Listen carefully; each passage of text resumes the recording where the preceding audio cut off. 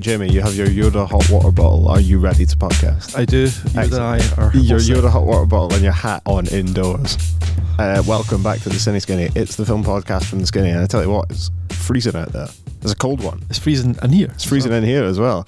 It's a limited team today. It's me and it's Jamie. Hello. Anahit is ill and Ellie is on holiday. And there's hardly anybody else in the office. It's the two of us and Laurie from our music interview series, Music Now. Laurie. She can't hear me, I'll get her later. But yes, so a short-handed one today, but with a couple of films to talk about and a bit of banter. We'll probably mention Jamie's Yoda hot water bottle again. That'll be fun. You know, I've got a heater right in front of me. I'm feeling good. I'm feeling positive. Yeah. I haven't actually watched either of the films that we're going to talk about today, so I'm just going to quiz you. Yeah, this is a tricky one. This is me monologuing, essentially. Yeah, really. I mean, you could argue that we could have just sacked it off, but we are committed to the publishing schedule. And I'd come in from Glasgow. And Jamie had come in from Glasgow. So, if anything, I'm in Jamie's bad books, but we'll never find out because he's too nice of a guy to tell me to my face. Just leave a pause for that. And there we go. See, I didn't tell you to your face. No, you didn't. You just left it hanging, so it's nice. So we've got Pillion, the new one from Harry Lighton, and we've got Jamie going to talk about the new Knives Out. Anahit has seen both these films, but is ill.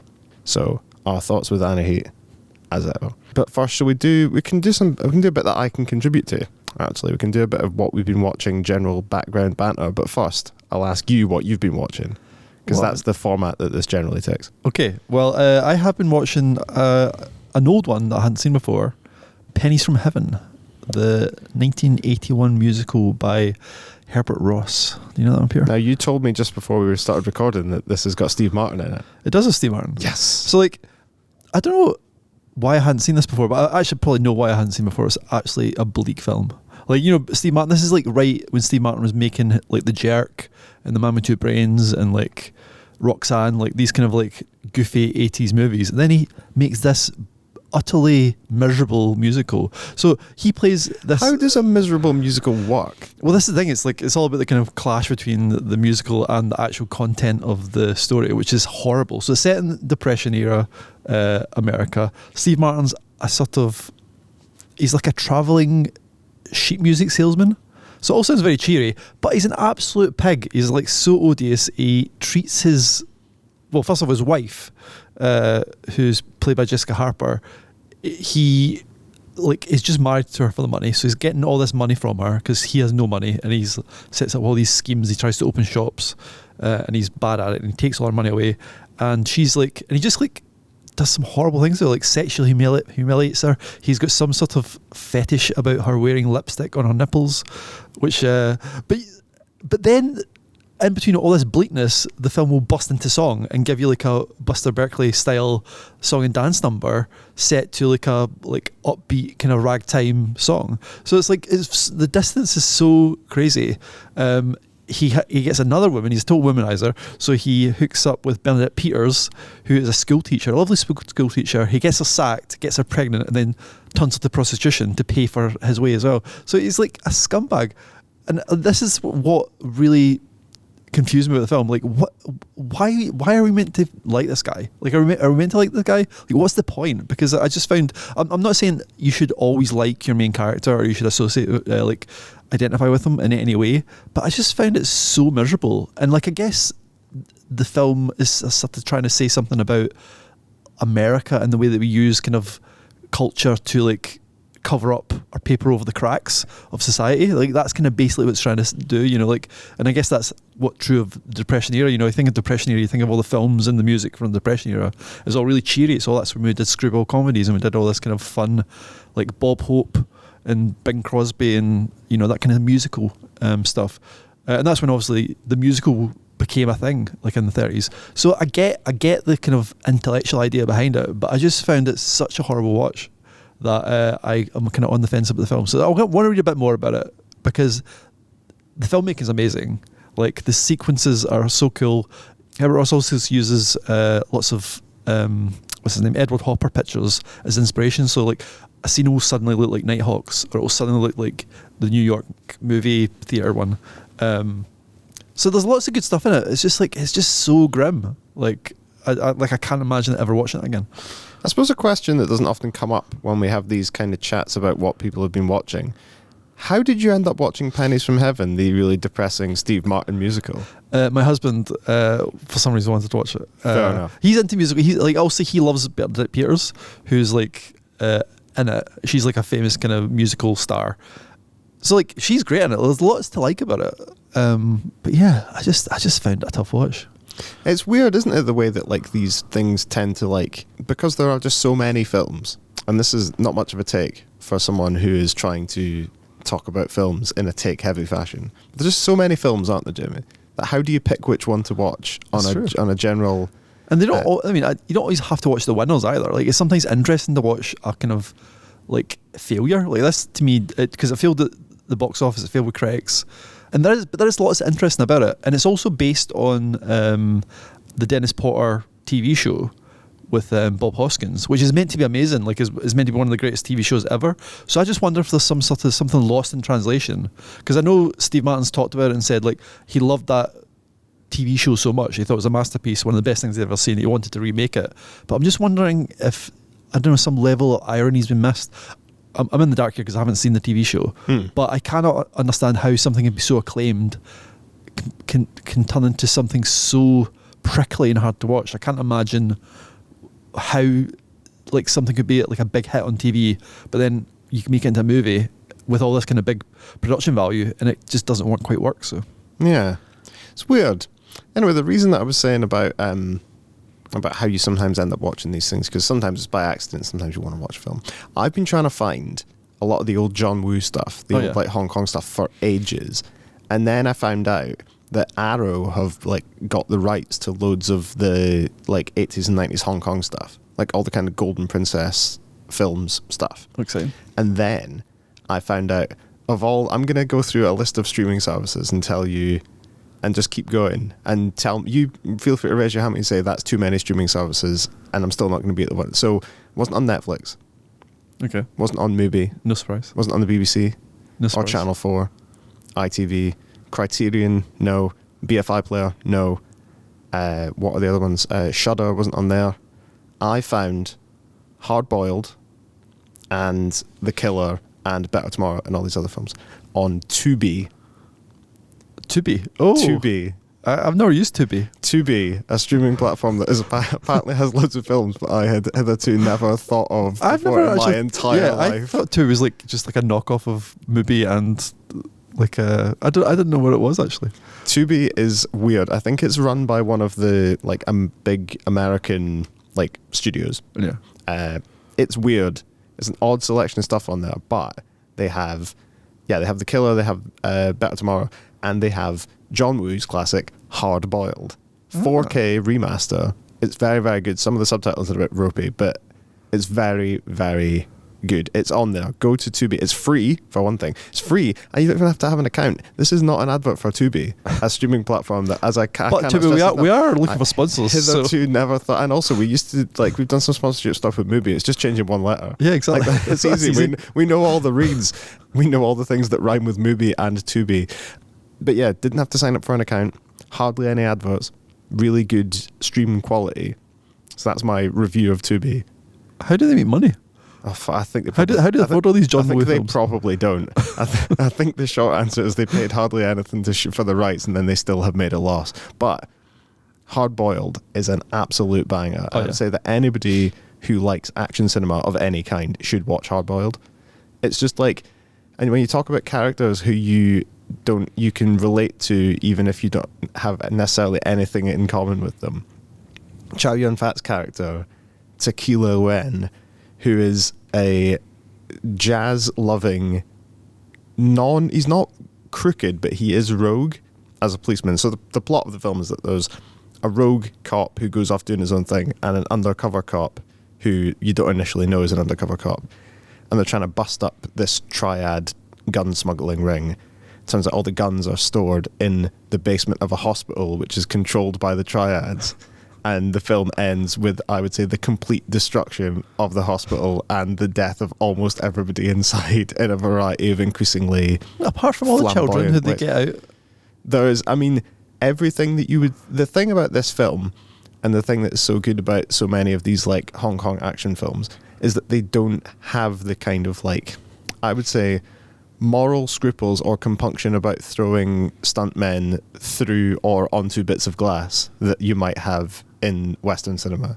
I don't know how strong the unions were in Hong Kong cinema in the 80s, let's put it that way. I think there was a lot of boys throwing themselves through tables. I think they just made it tougher stuff in Hong Kong, you know? Well, I do wonder, like, when you kind of lionize people like Jackie Chan for throwing himself off the side of a building. And breaking every bone in his body. It's like, maybe someone should have stepped in at some point.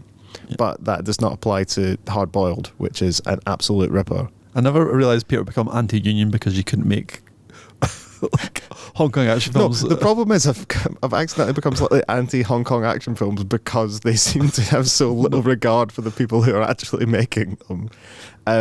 It was a different time. It was literally a different time. But yeah, Hard Boiled, very, very good. And also saw Speed Racer in the cinema, which I feel like we should have more. I feel like Ellie would probably have something to say about Speed Racer, seeing as we've accidentally sort of ascribed onto Ellie that she's our animation correspondent. Yeah. Well, I guess it's like, is it based on an animation, or is it just like trying to copy an animation? It's based on like a 1960s, 70s like anime TV series. Right. So that's why it has all the kind of like so many wipe transitions and everything in really hard focus and loads of color everywhere. But that's really good. But we can save that for another time, because the quicker we get through this microphone is actually really cold in my hand. Yeah, we can get back to where we have to sit away from the actual space heaters, which make noise. So we've got this pathetic little radiator. Yeah, I hope that everybody who's listening to this understands the genuine sacrifices we've made. That's a good point to end that section. And there we go. Right. Do you want to do Knives Out first, or do you want to do Pillion first? We could do... Well, Knives Out would move seamlessly into Whodunnits. Yes. So maybe do Pillion first? So we'll do Pillion first. Right. See, that's our working in real time. Let's do Pillion first. This is the debut film by Harry Leighton. Is that correct? Is it Leighton or Leighton? I think Leighton. Harry Leighton. And it is about the kind of dom-sub relationship between biker man, played by Alexander Skarsgård. Yeah. Is that correct? He's the Skarsgård from Succession. I forgot you've not seen it, so like you're like, I wonder what you're. I'm seeing how much I can remember. So he's the Skarsgård that was in Succession. Yes. And does he play a man called Bill, or Bob, or does it begin with a B? What's the name? In the film, yeah, he plays a character called Ray. Ray. So it was close but way off. Yeah. So he plays a character called Ray, and then he meets Harry Melling, who you might have seen in Queen's Gambit, Please Baby Please. Jimmy, help me out here. Harry Potter? Harry Potter. I mean, I've not seen any of the Harry Potter, so I'm probably... He looks quite different in Harry Potter. How did I end up hosting this? I haven't watched any of the films. I've never seen Harry Potter. I've not lived. He's a little butterbean in Harry Potter, but he shot up and he lost his baby fat. So little butterbeans turned into a beanpole. Yeah. And now he's the sub in this relationship with Alexander Skarsgård. Jamie, you've seen this film. Yes. Thank God someone else. Please help. I thought this was I thought it was a great, really confident film. Like I love when a filmmaker, like a first time filmmaker, just knows what they're doing.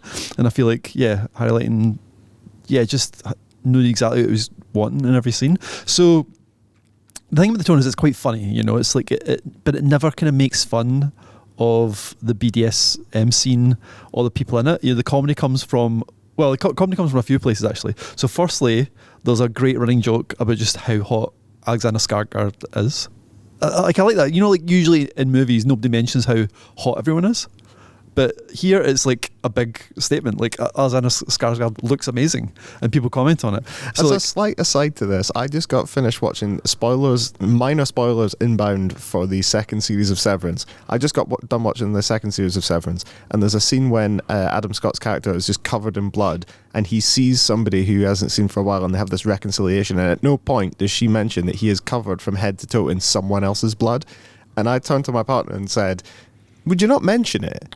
And she was like, yeah, I think if I saw you even after a while and you were like, there was viscera all over you, I'd probably be like, are you all right? Like, what's happened? much like this thing is like, why is nobody referencing the things that are very clearly corporeally directly in front of us, like this very hot Swedish man? Exactly. Anyway, well, they do. This is what's great about the film. So like everybody's like, because like, you know, Harry Melling, you know, lovely lad, but he looks a bit weird. He's a bit of a dork, you know, like, and it's like, it doesn't make sense that he's with this kind of incredibly hot Swedish man. So like, that's part of the joke. And every time, like Alexander Skarsgård takes off his shirt, or like he unzips his like leather onesie that he goes biking in, like Harry Melling looks like he's all going to have a heart attack. And it's like, and this is what's so good about Harry Melling. He's got a really expressive face, you know, so like he's constantly kind of shifting from like being elated to being like completely depressed at the situation to being like really nervous. He's really kind of great, I think, in this film. Yeah, so like and he's also got this kind of really kind of British reaction to the whole thing. The film is like, it does go into like, you know, the sub-dom relationship quite a lot. There's a lot of sex, a lot of kind of like quite kinky sex, and a lot of the fun is just how Harry Melling kind of like reacts to it all in a very kind of British way, like a very kind of stiff upper lip, kind of like, you know, all Ray's requests, he just kind of just, okay, let's do it. You know, so there's like a scene where like the first hookup, he stays over, and then Harry Melling's character Colin just reckons that it's done. It's a one night stand or whatever. Like, no way is he going to get this lucky again. No way is a man who looks like Alexander Skarsgård is going to like let him hang around. So he's kind of downbeat when he's leaving, and then Alexander Skarsgård's character Ray says, "Oh, and you're going to come back tonight. You know, want to buy this food? Here's some messages. Oh, and buy yourself a butt plug. You're a bit too tight." And Harry Melling's like, "Oh, lovely. Yes, that's a great idea." It's like, and it's just like the most polite kind of British, but he's like so taken aback by it as well. And it's just like, yeah, he's so good at like that kind of a double kind of like feeling in his face. So he's really good. Yeah, I thought this had a kind of great balance of like comedy and sweetness, and it is kind of quite romantic, but it depicts this relationship which is a little bit abusive, I guess, as well. Like it's like a complex relationship because Colin is clearly happy in some respects at being dominated, but he wants more as well. And I guess it's like quite a universal film, and it's about how relationships require like, you know, like some sort of negotiation. You know, it's like, it's usually about like, in this case it's a sub-dom negotiation, but like it's about how like whenever anybody's in a relationship, you have to work out what each person wants and what the other person can give you, and if one party isn't satisfied, it's just never going to work, no matter how hard you try at it. So it's a kind of wise film in that way. Like, you know, it really explores what it takes to make a relationship work, and it kind of like explores like what, like, there's a whole certain end section that essentially this kind of sub-dom relationship becomes like a kind of Richard Curtis film, and like it just points out that basically we're all kind of playing roles, and like all relationships have these codes. So this one might seem a bit strange because it's like we see it as a kind of kinky relationship, but actually all kinds of relationships have all sorts of codes that we have to kind of abide by. Yeah, and it sort of seems quite a smart film in that way. Like, it kind of realizes that, you know, for any relationship to work out, there's going to be kind of negotiation, and then it's, yeah. So in that way, it's like a kind of quite a sad film as well, because, spoiler alert, it doesn't quite work out with these two guys, even though you kind of want it to, even though it probably shouldn't work out because Ray is a bit abusive. So there's a whole kind of tension all the way through. Like, you kind of want them to work it out, but